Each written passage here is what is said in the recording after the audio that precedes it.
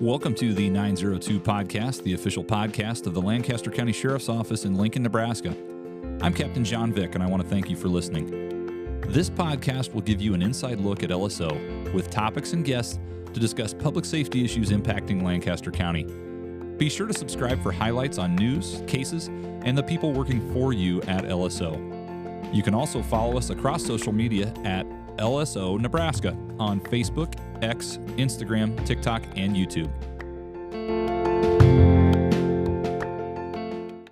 Welcome to the 902 Podcast. We are here today to recap 2023 with our State of the Office look back, I guess we'd call it. We've usually just done this internally, but now's a good time to do one for the podcast. There we go. Have we ever done an annual report? Oh, yes. Back in the 70s, we did a really nice printed annual report every year. It was about 7 or 8 pages long. Okay. 4x6. Sure. With a picture of the patrol. I thought I remember seeing one. Yeah. I've got 3 years that I can remember doing that. Okay. Well, and we published our strategic plan. Yes. But this will be sort of like our annual report that usually goes to our internal staff, and we talk about things. But just a look back at 2023. So, Sheriff, I guess just let us know how was the year? Challenging. I think we can say that. I start off every year by going through our personnel changes. We had 4 deputy sheriffs retire last year, and one of our civilian support staff retired. So we lost about 132 years of collective experience there. We had a number of employees resign, 1 deputy, 3 security guards from the front door area, and 2 of our record system specialists. So, with all of those departures, left some pretty big gaps in our staffing. From our employee perspective, we did quite a bit of hiring. We hired 6 deputy sheriffs, 5 of which are still with us. We hired 3 record system specialists and 1 building security guard. So that didn't fill all the holes created the year before, but it sure helped a lot. Well, I know we've talked at one point, the retirees that we've lost this year were all folks that were kind of hired 80s, 90s. And and there was a big push in that era for, I think, some COPS grants and things. And there were. So do you think that we're kind of coming into a time, we always have some retirements, but it seems like we got hit a little bit harder this year. Do you attribute that to kind of a flush in hiring? Yeah, you can look back on those periods. So, 2 or 3, let's see here.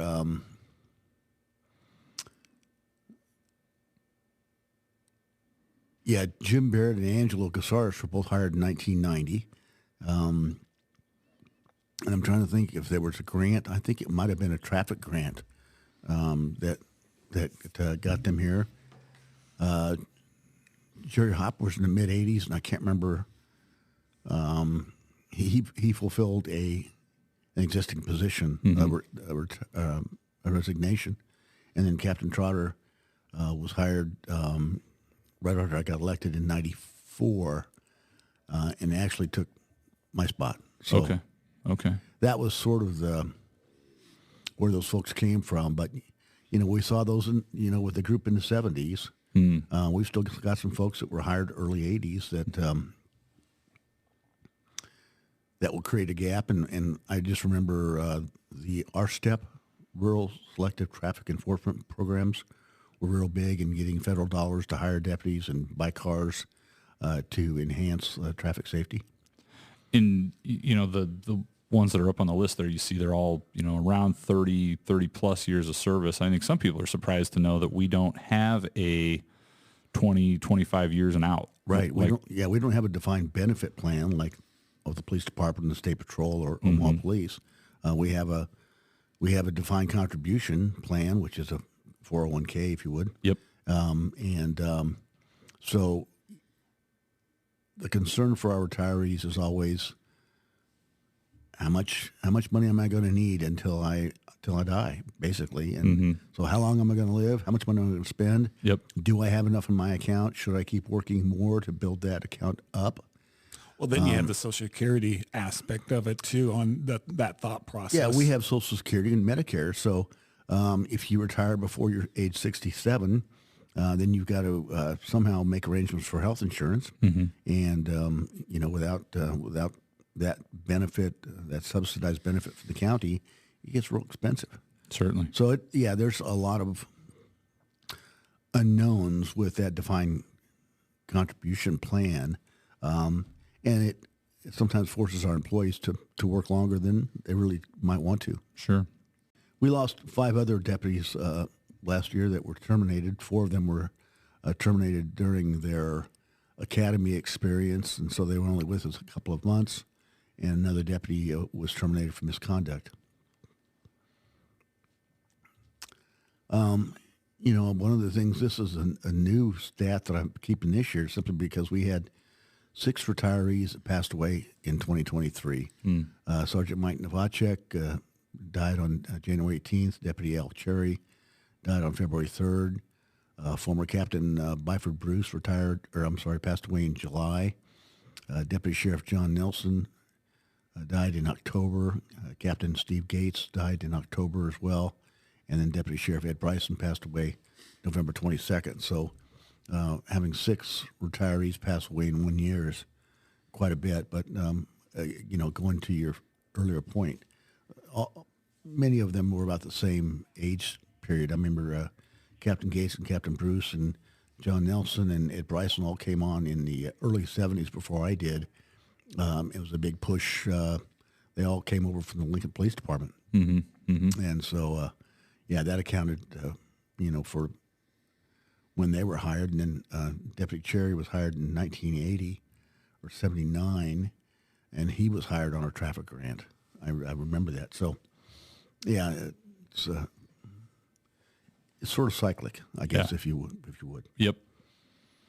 And then, every year we have our awards committee meet and select employees and civilians for our service awards. We had Cade Busen in December of 2022. After that year's convening of our awards committee, he'll be awarded the Certificate of Merit at a county board meeting here February 13th, Tuesday. And Cade is 10:48 in the morning on Highway 6 near 162nd. A semi truck and a passenger car collided on the highway. The truck went into the ditch, and the cab was crushed. The driver was trapped. Cade came upon that crash before emergency responders got there and started assessing the driver. He helped extricate the driver from the cab, and all this while the vehicle's leaking diesel fuel all over him and the driver, and they worked feverishly to get him out. There was a worry that the truck could catch on fire. It sure was. He was lucky that the driver that Steve was there, and he really did put his life on the line to assist a stranger. Yeah. So he stayed until the fire department got there with their extraction tools and were able to free that driver, and they got him out and transported, and he's alive and well. So thanks to Cade Busen for his willingness to intervene. We have life-saving awards for our deputy sheriffs who respond to calls. This was an unusual call in that Deputy Josh Kingswood was detailed to a medical emergency where a 52-year-old man had fallen downstairs and was unresponsive. When Deputy Kingswood got there, he found the man not breathing and no pulse, and a 13-year-old friend of the victim's son, who was spending the night, was performing CPR on the victim.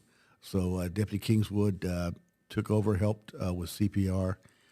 The fire department finally arrived and revived the victim, who was speaking and conscious before being transported to the hospital, and is doing alive and well. So, for a 13-year-old Radin Wasco to recognize the severity of the situation and start performing CPR is really admirable. And so Radin will receive the Citizens Certificate of Merit as well. Probably ought to slip him an application to start thinking about Law enforcement. Yeah. That's right. Yeah. Exceptional Duty Award for Deputy Corey Lear. Corey is he's a team leader for our Honor Guard, and this year the Honor Guard went to Washington, D.C., and Deputy Troy Bailey, who passed away in 2020. 2020. Yep. So Deputy Troy Bailey was being placed on the wall in Washington, D.C., and our Honor Guard went back to Washington, performed in a number of different ceremonies, some of them in the pouring rain. And then when they came back to Lincoln, they performed the honors ceremony at the Justice and Law Enforcement Center here, and then in Grand Island at the Nebraska Law Enforcement Training Center, or at the Nebraska Law Enforcement Memorial.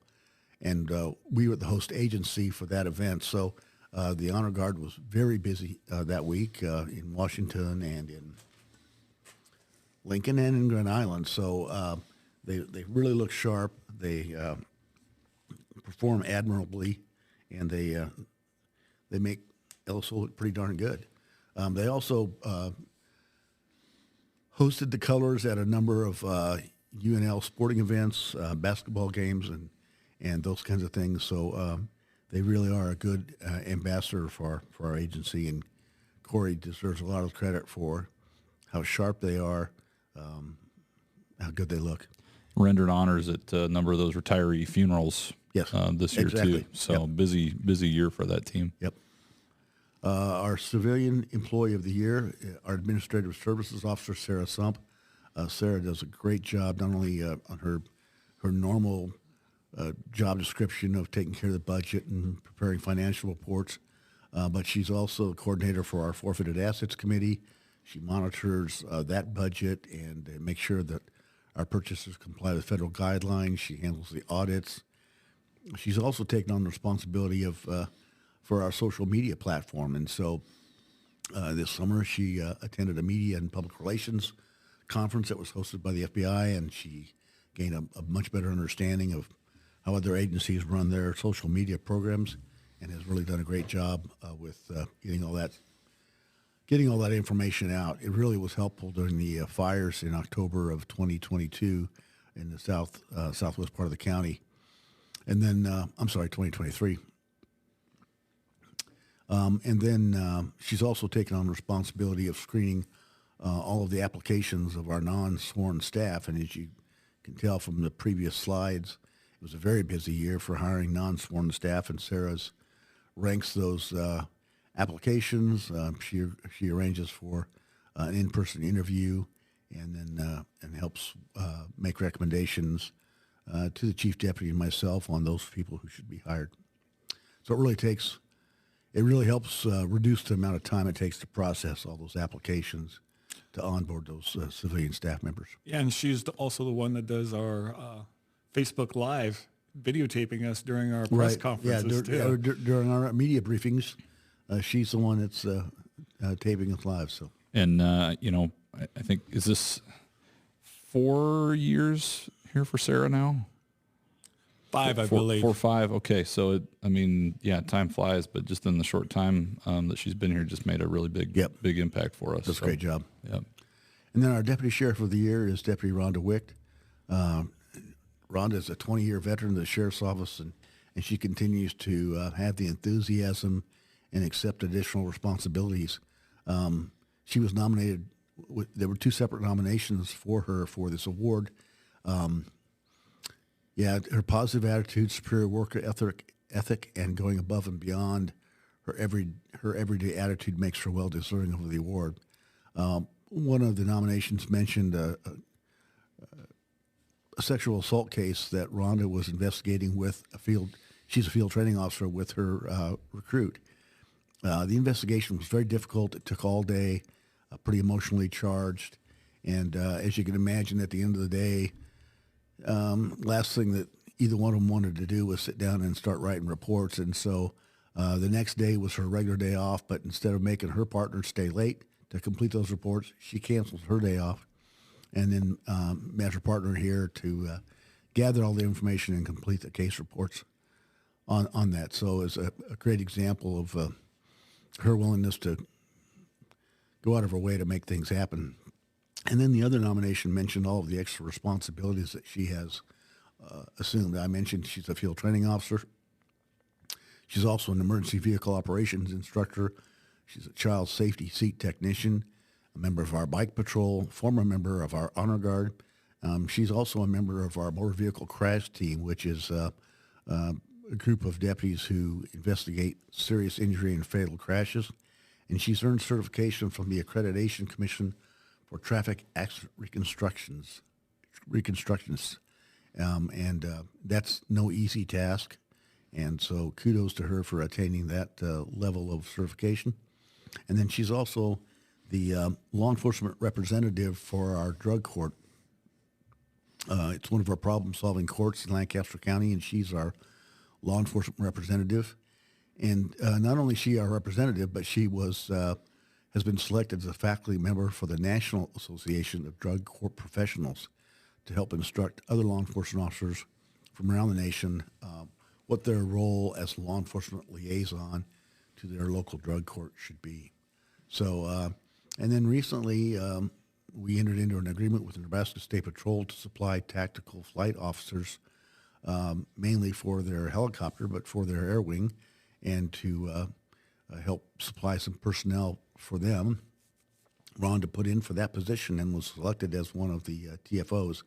So extensive training to be involved in that, and then willingness to be on call and available to respond should the air wing be activated. So kudos for her willingness to do that. And that's all with her doing her regular job as a deputy. Yeah, she's got a day job in addition to all of the extra responsibilities she's assumed. So really a hard worker. And, in 2018, she was awarded the Gallantry Star for bravery. And in 2019, she was awarded the Life Saving Award. So continues to be very active even, as she approaches her 20th anniversary with the Sheriff's Office, and does a great job. Great.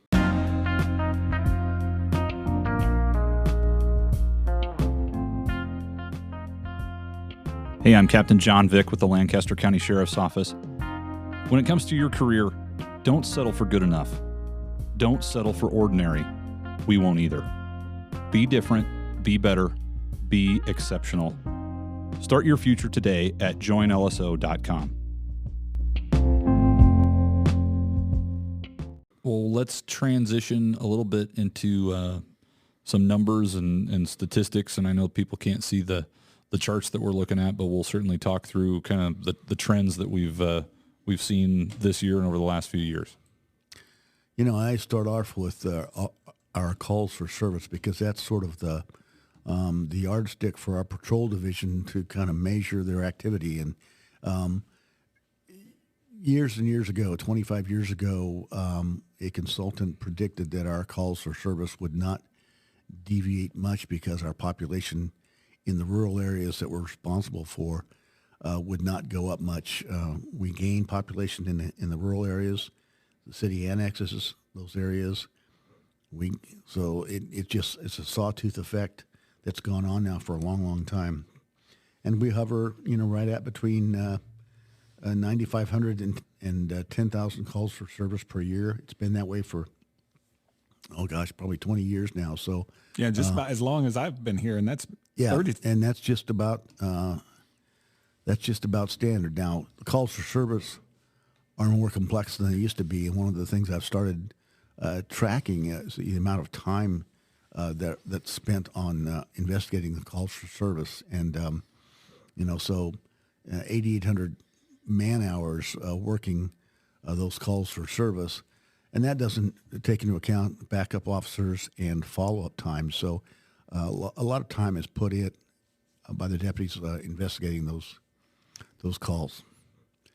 And then our traffic statistics, fatal crashes, of course, is one of those things we'd like to have at zero.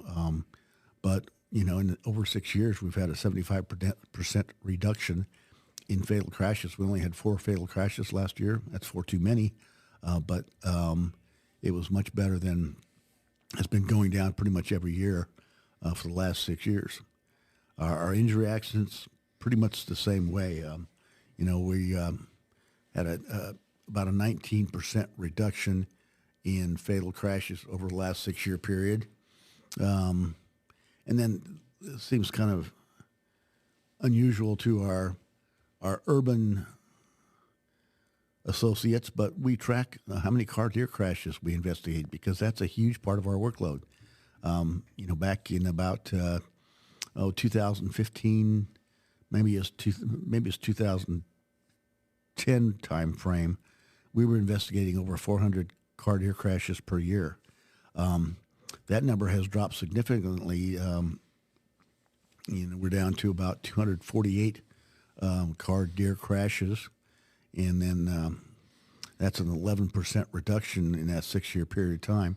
A little bit up over last year, about 9%, but for the most part, the numbers are trending in the right direction. What do you attribute that to? Well, I think the steps that the Nebraska Game Parks Commission have taken to reduce the population of deer has really helped a lot. Mm-hmm. There was some illness too that got some of them. Well, too, yeah, the natural Chronic wasting disease. chronic and some wasting of those. disease and that blue tongue or whatever that was Yep. called. So there were a number of natural phenomena that reduced the herd just because it was just overpopulated, and so those things have helped reduce the population a lot. I remember when we looked at that, and we actually had training for deputies on it, but we just have that perfect combination of, in Lancaster County, of a high population, a big commuter population, Yep. but then the entire outlying areas of our metropolitan area are agricultural and rural and great habitat for deer. Right. And so that's why you see such a higher level here in Lancaster County than maybe Douglas, which is mostly urban. Yep. Or in, even more rural counties because they just don't have the population. And Wilderness Park, it's Safe haven. 6 miles long, north and south, by about a mile wide. There's no hunting there. There's no pressure. But it's one of those areas. It's right next to a 4-lane divided highway on one side and a 2-lane high-speed county road on the other side. And the deer, it's great habitat for deer, except that it can't feed all the population, so they go across the roadway to the fields to eat corn and that kind of thing. And that's where we have a lot of conflict with motor vehicles. So coroner's investigations are another statistic that we monitor pretty accurately. A lot of people don't know it, but we handle the majority of coroner's investigations in Lancaster County, including inside Lincoln. So anybody who passes away that's not in the attendance of a physician, by law, the county attorney is the coroner, and they can delegate the responsibility of viewing the bodies and gathering the information to sheriff's deputies, which they have. So we're about 5% increase over the last 6 years on coroner's investigations. And that really, it really follows the population increases that Lincoln and Lancaster County have had. So as the population goes up, so does the number of people who pass away. Citations, we're down just a hair over 6 years ago, but 7% above last year. Obviously, 2020 and 2021 with COVID, our numbers for most of our contacts like that were down quite a bit. So, So we're about 50% over our numbers in 2021. Our DWI arrests about 10% over the 6-year average, and about 45% over 2022. So we're still out there trying to keep drunk drivers off the roadway. And I credit, we've got some. You mentioned the newer deputies that we're hiring, and we are getting, newer deputies that are being pretty aggressive and pretty proactive with traffic enforcement. So that's certainly something we want to encourage. Yeah, and we get grants too a lot from the highway safety to have them go out there and do saturation patrols and catch things. So, yeah, we understand the importance and how deadly that can be. Yeah, and that's really the bottom line is that, the increase in DWI enforcement, you can't help but think it's having a very positive effect on the murder fatal crashes that we're having. So, every one of those 205 people that were arrested last year could easily have been a fatal crash. Yep. Yes. Driving during suspension, that's an interesting statistic because it's up over 33% from last year, and over the last 6 years. There are a lot of reasons why people get their driver's license suspended. It's not just from the point system or for traffic violations, but if you don't pay your child support, if you don't have your insurance, there's some other things that if you don't follow some of the rules in other areas of your life, then your driver's license can get suspended. And don't you think too, some of the equipment in the vehicle? Because remember when we were out patrolling, we didn't have a computer in our car that we could look up people and see, are they suspended or that? You're absolutely right. Yeah, we have. Our deputies are equipped with equipment that can provide them that information at the touch of a keyboard. So, yeah, it's technology probably has something to do with that. Motor vehicle pursuits. We had 33 motor vehicle pursuits last year. That's a 9% increase over a 6-year period. Concerning,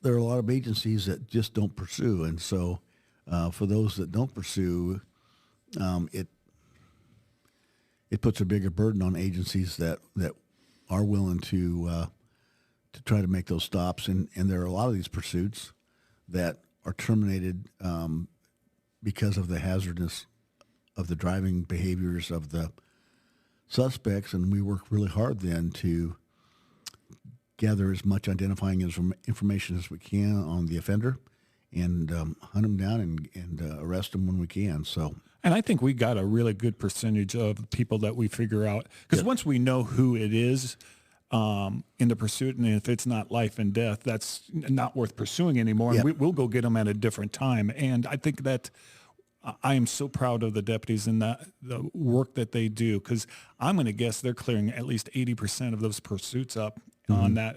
Sometimes there's just not enough, but I'm pretty proud of them. And I know our deputies and the supervisors out there take it very serious when a pursuit occurs, and if it doesn't need to go any further, they get it stopped. I remember being on the road, and you do too, Ben, that, when somebody ran from you, that was kind of a personal affront. Yes. And you thought, I am going to get that person, and they're going to go to jail. And for us to try to turn that faucet off when somebody's running from you, and to have the maturity to realize that the hazardness of this pursuit just doesn't justify the arrest at that point in time. So, and it's good to have good supervisors who are a step back and then can do all that too. And I think it's been a culture change to do that, because the natural response is, it's the rabbit instinct, to chase the rabbit. Game on. And I think it's a lot of it is explaining the why behind that, and there's a lot of there's a lot of bad stories out there about things that have happened. And Well, there's a lot of innocent people who've gotten killed because of pursuits. Yeah, and you put your family in that situation, and they're the ones got hurt because of it. Your thought process would change greatly, and that's what I think we instill in our deputies when these incidents occur. And just knowing, being able to run through that logic that if I know who this is, and this isn't a life and death situation, I can just go pick them up when there's not as big of a risk to the public, and let them land somewhere. Right. So They might be sober if that's the issue, and sure. So yeah. If you want a challenging career, a career where you can make a difference in your life, your family's life, and the lives of those in your community, come and join the Lancaster County Sheriff's Office. To learn more or to apply, visit us online at www.joinlso.com. A couple of statistics that are really, really interesting are our sex offender registrations. As you know, by law, sex offenders have to come and maintain their registration with sheriff's offices in each county. And depending upon their level of offense, they may have to come to our office 1, 2, or 4 times per year. And so, we had 4,200 visits from sex offenders. And that doesn't mean we have 4,281 sex offenders, but we have those visitors 4,281 times. That's a 14% increase over 6 years ago. And you're going to see that number simply rise because some of these folks are lifetime registrants, or they have to register for 15 years. And then, so they're still in the pipeline. We're getting, every year we get folks who are convicted of sex offenders that are put on the sex offender registry and have to register with us. And so that number is just going to continue to increase. And they have to come down here in person. So it's not simply a phone call or one of those kinds of things. Yeah, and that doesn't even count the individuals that are not following the rules and doing that. Because we had a grant this year with the federal agencies to go out and do a lot of sex offender registration checks. And we made a lot of arrests from that grant.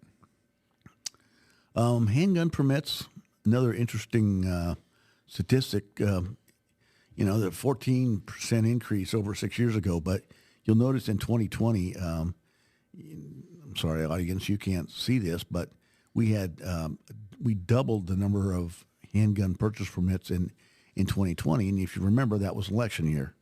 And just about every election, presidential election year, and just about any time that there's talk about firearms or handgun restrictions in Congress, our handgun purchase permits really go up.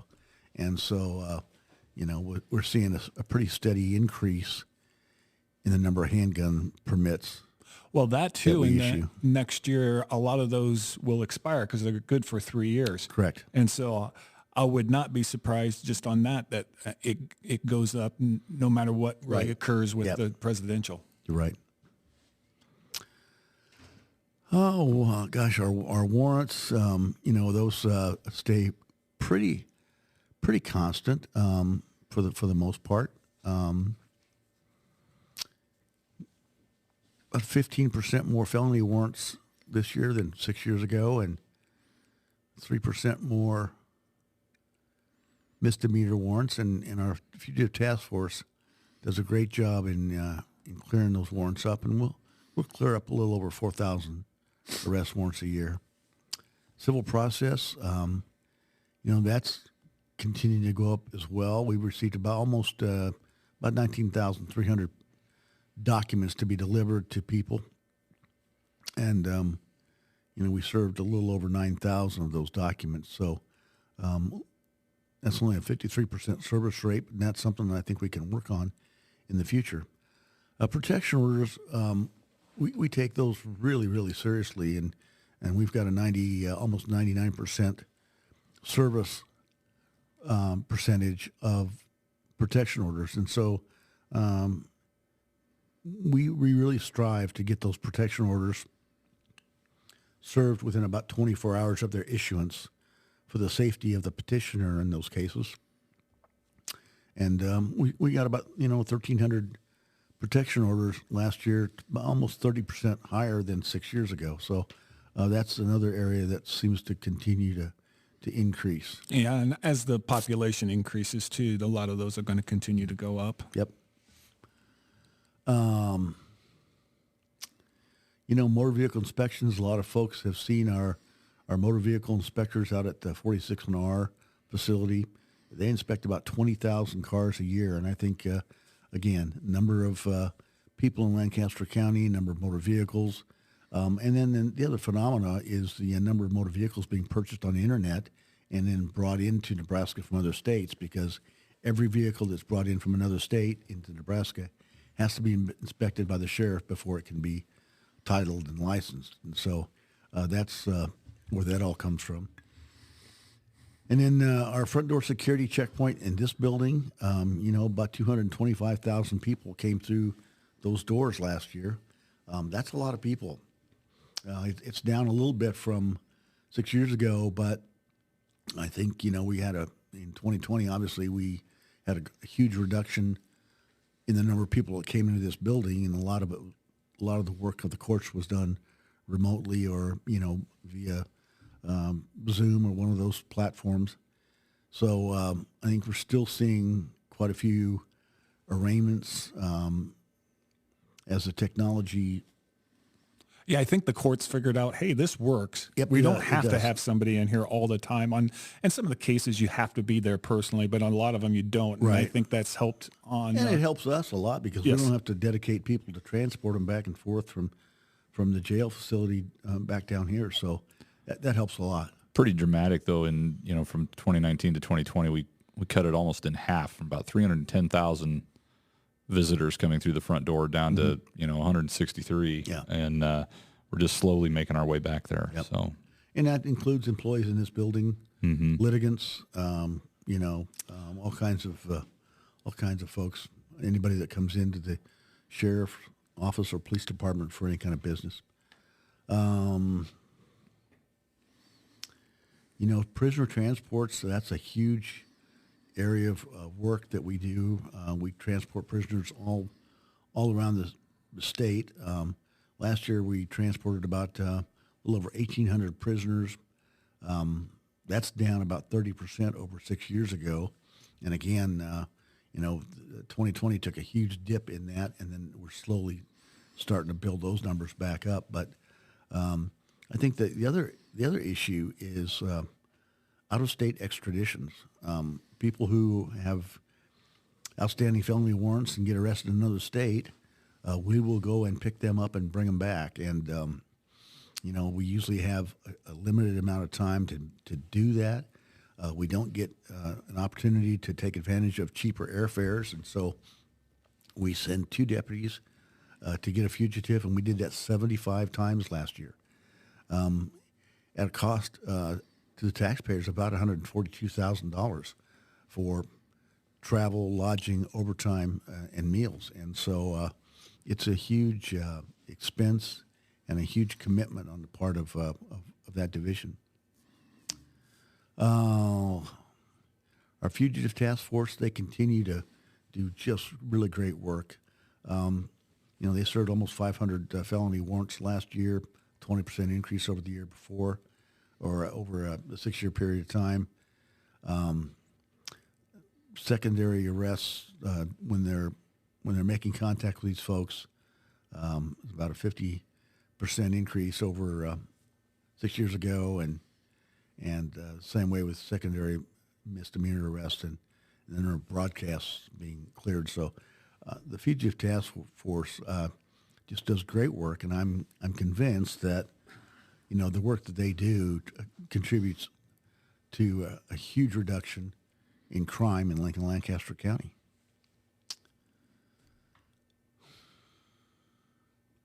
Our criminal interdiction unit made about 35 arrests last year, mainly off I-80, seized about 3,500 pounds of marijuana, along with a number of other drugs and contraband, stolen credit cards, and all kinds of catalytic converters, criminal and kind of criminal activity that occurs. Yeah, and they've caught some missing and exploited children and got them back home too. So They do a great job. Fuel's an interesting. We used about the same amount of fuel last year as we did in 2018. Almost to the gallon. Almost to the Crazy, gallon. yeah. Yeah, it is. But we spent $100,000 more last year than we did in 2018 on that gas. I mean, yeah, because we drove about 1,200,000 miles in both those years. So we drove the same amount of miles. We used about the same amount of gas, but the cost of it was dramatically higher, 36% higher last year over 2018. So that's one of those things we have virtually no control over, but it really shows you how much the price of gasoline can influence our budget. We had 18 motor vehicle unit crashes last year, which is it's a little high. A little high. We'd like to have that number at 0 too, but when we provide our deputies with patrol cars, we give them the legal authority to violate state statute when necessary. We have a ton of distractions in the vehicles, and quite frankly, I'm surprised we don't have more. Thankfully, the majority of these have been very minor crashes with very minor injuries, if at all. And so, and some of them are deer crashes that the deer, and then some of them, it's not the deputy's fault. And I'd say a majority of them that, right. Somebody else had done something, but it's still a crash involving us, so we have to count that. So no, the 18 isn't our people messing up and crashing each time. Not all preventable crashes. That's correct. Okay, I should make that differentiation. But I did the math real quick. Over 1.2 million miles for the year. And that's 67,000 miles between crashes. On average. So really, like you said. In a lot of industries, that would be higher. Yeah. Wow, our workplace injuries were low. Yeah, we only had 4 workplace injuries, so that's dropped dramatically over the last 6 years. One of the things we've really talked a lot about is applicants for deputy sheriffs, and so we've been tracking those. We had a 36% reduction over a 6-year period of time in the number of applications that we received for deputy sheriffs. We received about 125 last year. Only 53% of those, only 53 of that number showed up to test. And that's only 42%. But traditionally, that's higher than it is traditionally.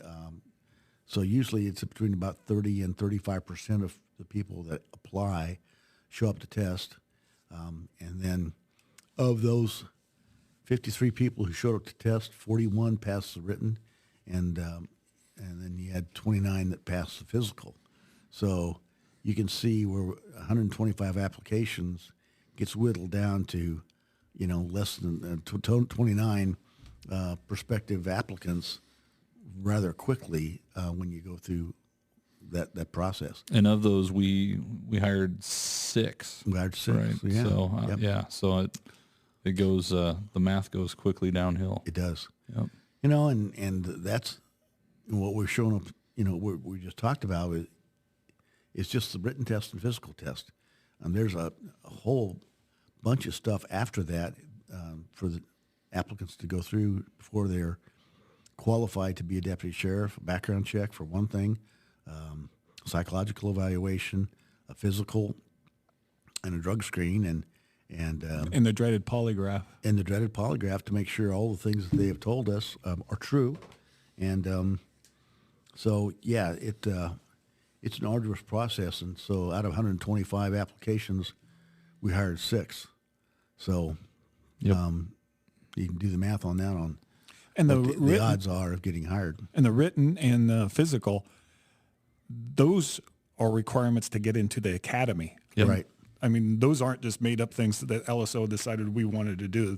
You have to pass those to be eligible to go to the academy. And having people fail out of that, it's And of the 6 people that we hired last year, that we had in our training pipeline, 4 of those did not make it through the Nebraska Law Enforcement Training Center.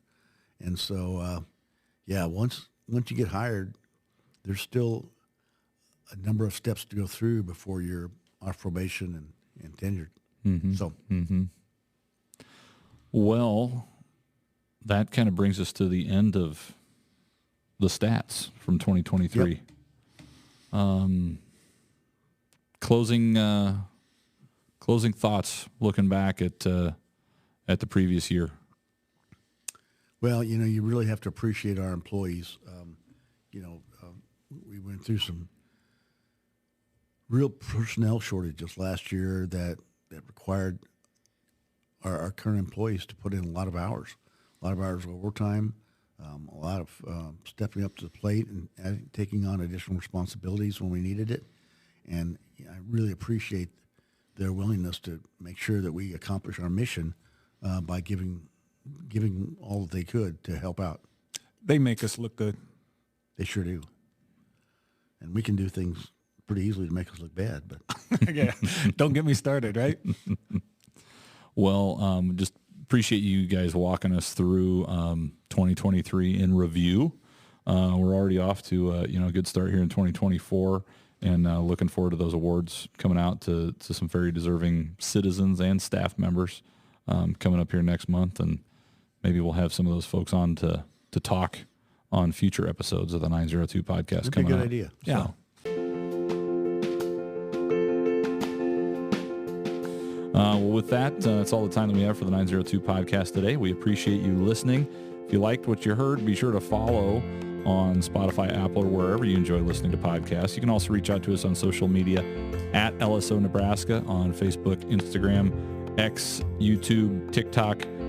Feel free to send us an email too if you like, lso@lancaster.ne.gov. And most importantly, if you're interested in job opportunities at the Lancaster County Sheriff's Office, be sure to visit www.joinlso.com, and we'd love to get you connected with a recruiter from there. That's all the time we have for today. Thanks for listening, and we hope to catch you next time.